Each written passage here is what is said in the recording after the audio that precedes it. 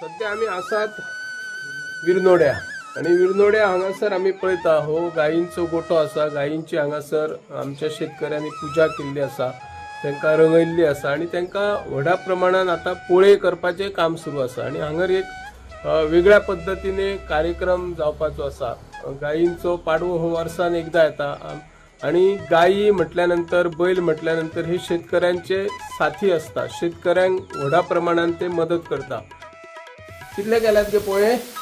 आधी पोळे आता सध्या 200 झाले आमचे. 200 कितले करपाचे हा टार्गेट? आणि टार्गेट 300चा.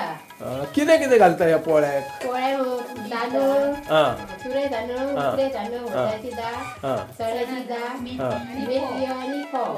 हे पीठ केन्ना करचें पडटा तुमकां? करून दवरूचे पडटात, वाटून दवरूचे पडटा मिक्सरान लावन. आयज गायींचो पाडवो म्हणून केला, हरशी तुमी तशें? अशी आमी घरा बी आमच्या करून खातात.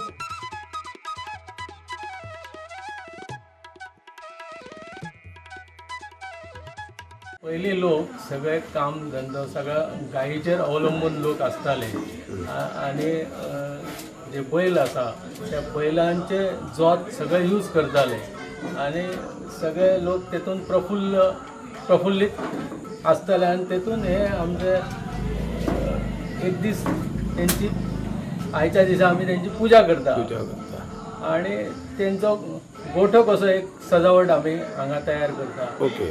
आणि ह्यो दीस सेलिब्रेट गोवर्धन कशें सगळे सेलिब्रेट करता.